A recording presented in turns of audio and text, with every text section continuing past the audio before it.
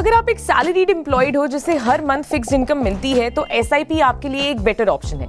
लेकिन अगर आप एक बिजनेसमैन हो या फिर आपके पास एक लमसम अमाउंट है जो आप इन्वेस्ट करना चाहते हो तो आपके लिए एसटीपी एक बेटर ऑप्शन हो सकता है। तो इस वीडियो में हम समझेंगे कि एसटीपी का मतलब क्या होता है एंड ये एसआईपी से डिफरेंट कैसे है।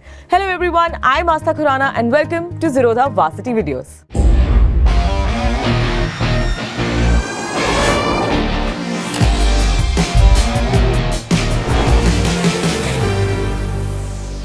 आई नो मोस्टली लोगों को एसआईपी का मतलब पता होगा, लेकिन एसटीपी को बेटर समझने के लिए एसआईपी के मतलब को एक बार रिवाइज करते हैं।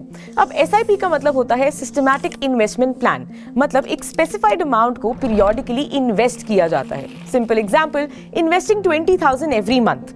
अब एसटीपी का मतलब होता है सिस्टमैटिक ट्रांसफर प्लान। इस केस में हम एक स्पेसिफाइड अमाउंट को पीरियोडिकली या फिर सिस्टमैटिकली इन्वेस्ट करते हैं from one scheme to another scheme in the same fund house. For example, Vijay ने एक्सिस के लिक्विड फंड में 5 लाख रुपीस पार्क किए हैं, तो अब वो इन 5 लाख को ट्रांसफर कर सकता है slowly and periodically to another fund, for example Axis का निफ्टी 50 फंड।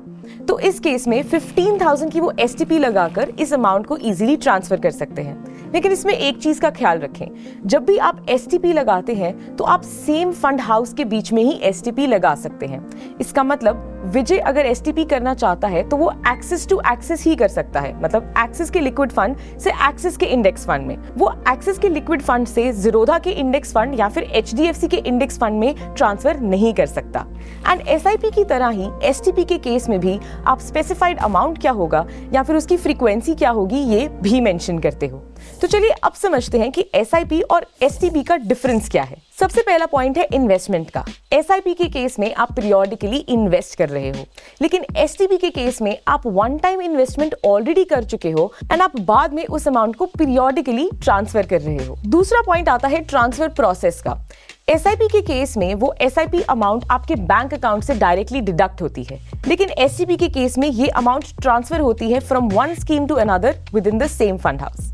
अब तीसरा पॉइंट आता है रिस्क मैनेजमेंट का। एसआईपी के केस में आप जिस भी स्कीम में इन्वेस्ट करते हो उसका रिस्क आपको होता है, एंड एसटीपी के केस में सिमिलर टू एसआईपी आप जिस भी स्कीम में इन्वेस्ट करोगे उसका रिस्क होगा, लेकिन क्योंकि आप अपनी लमसम अमाउंट को पीरियोडिकली ट्रांसफर कर रहे हो तो इस तरीके से आप अपना रिस्क बेटर मैनेज कर सकते हो। अब बात करते हैं बेनिफिट्स की। तो एसआईपी के केस में हमें बेनिफिट होता है रुपी कॉस्ट एवरेजिंग का, डिसिप्लिन इन्वेस्टिंग का, अफोर्डेबिलिटी का, कंपाउंडिंग का। एसटीपी के केस में भी हमें ये सारे ही बेनिफिट्स मिलते हैं, लेकिन इसके अलावा एसटीपी के केस में हमें रिस्क मैनेजमेंट का बेनिफिट भी मिलता है। अब क्वेश्चन ये आता है कि एसआईपी कौन से इन्वेस्टर्स के लिए है एंड एसटीपी कौन से इन्वेस्टर्स के लिए। सो एसआईपी उन इन्वेस्टर्स के लिए है जिनके पास लमसम अमाउंट नहीं है इन्वेस्ट करने के लिए, या फिर वो इन्वेस्टर्स जिनको एक पीरियोडिक अमाउंट ही मिलता है every month, like salaried employees. तो ऐसे में अगर आप एसआईपी इन्वेस्टमेंट करते हो तो वो आपके लिए एक बेटर ऑप्शन है। एक्चुअली सैलरीड एम्प्लॉइज के पास एक और ऑप्शन भी है। अगर आपको टुवर्ड्स द ईयर एंड एक बोनस अमाउंट मिलता है which is going to be one time lump sum amount, तो उसे आप एक डेट फंड में पार्क कर सकते हो एंड वहां से आप अपनी एसटीपी शुरू कर सकते हो इनटू द सेम स्कीम जहां पर आपकी एसआईपी जा रही है। लेकिन अगर आप एक बिजनेसमैन हो या फिर एक सेल्फ एम्प्लॉयड इंसान हो जिसे मंथली सैलरी नहीं मिलती, शायद ईयर के एंड में ही आपको एक बिग कॉर्पस मिलता है, या फिर आपके पास स्पेयर कैश है इन योर बैंक अकाउंट, तो ऐसे में आप एसटीपी कर सकते हो बिकॉज ये अंडरस्टैंडेबल है कि आप इक्विटी में सारा ही पैसा एक साथ नहीं लगाना चाहते बिकॉज आप उसका रिस्क समझते हो। इसके अलावा let's say market all time high पे है एंड आपके पास एक लमसम कॉर्पस है जिसे आप इन्वेस्ट करना चाहते हो, बट आप ऑल टाइम हाई में इक्विटी मार्केट्स में इन्वेस्ट नहीं करना चाहते, तो ऐसे में आप लिक्विड फंड में इन्वेस्ट कर अपनी इक्विटी में वो एसटीपी लगा सकते हो, जिससे आपको दोनों ही स्कीम्स का बेनिफिट मिल सकता है। मान लेते हैं एक और सिचुएशन है जहां पर आप अपना फाइनेंशियल गोल अचीव करने वाले हो, जैसे कि you wanted to buy a car जिसके लिए आप over the period of time पैसे इकट्ठा कर रहे थे। Before you are able to achieve your goal 6 months पहले ही आप ये सोचते हो कि इक्विटी से इस इन्वेस्टमेंट को ट्रांसफर कर देना चाहिए to a safe investment.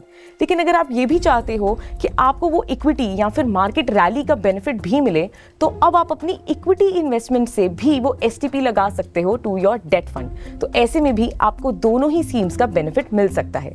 STP का बेनिफिट ही यही है कि आप दोनों ही स्कीम्स के रिटर्न को एंजॉय कर सकते हो। लेकिन इससे पहले अगर आप अपना इन्वेस्टमेंट डिसीजन लें, आपको इसकी टैक्सेबिलिटी के बारे में पता होना चाहिए। एसआईपी के केस में आपके ऊपर शॉर्ट टर्म कैपिटल गेन लगता है या फिर लॉन्ग टर्म कैपिटल गेन लगता है, डिपेंडिंग अपॉन कि आपने कितने टेन्योर के लिए उसे होल्ड किया है। लेकिन अगर आप एक एसआईपी इन्वेस्टर हैं तो आपके लिए लॉन्ग टर्म के लिए ही अपनी इन्वेस्टमेंट्स को होल्ड करना एक बेटर ऑप्शन होगा। अगर अब हम एसटीपी की बात करें तो अगर इस केस में आप डेट फंड से इक्विटी में ट्रांसफर कर रहे हो तो जब भी वो एसटीपी जाएगी उसे रिडम्पशन की तरह ही ट्रीट किया जाता है। तो वो जो भी अमाउंट होगी वो आपकी सैलरी यानी कि इनकम में ऐड होगा एंड स्लैब रेट के अकॉर्डिंगली ही टैक्स होगा। लेकिन अगर आप इसका रिवर्स कर रहे हो यानी कि आप इक्विटी से अमाउंट निकाल कर एसटीपी लगा रहे हो टू अ डेट फंड, तो ये जो इक्विटी रिडेम्पशन होगी इसके केस में अगर ये रिडेम्पशन विद इन 1 ईयर होती है तो इस केस में शॉर्ट टर्म कैपिटल गेन का टैक्स लगता है। लेकिन अगर मोर देन 1 ईयर होगी तो इस केस में लॉन्ग टर्म कैपिटल गेन का टैक्स लगता है।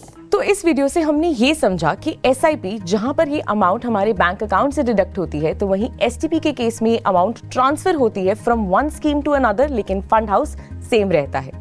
एसआईपी उन लोगों के लिए बेटर है जिनके पास लमसम अमाउंट नहीं है या फिर जो कि सैलरीड एम्प्लॉइज हैं, एंड एसटीपी उन लोगों के लिए बेटर है जो ऐसी अपॉर्चुनिटी ढूंढ रहे हैं कि वो लमसम एक बार इन्वेस्ट कर उन्हें बाकी इंस्ट्रूमेंट में एसटीपी के थ्रू इन्वेस्ट कर सकें। एंड तीसरा पॉइंट ये है कि चाहे आप एसआईपी में इन्वेस्ट कर रहे हैं या एसटीपी के थ्रू अपने फंड्स को ट्रांसफर कर रहे हैं, अपना डिसीजन लेने से पहले आपको उसकी टैक्सेबिलिटी के बारे में पता होना चाहिए। आई होप आपको ये वीडियो इन्फॉर्मेटिव लगा होगा। मिलते हैं अगली वीडियो में, तब तक के लिए हैप्पी इन्वेस्टिंग।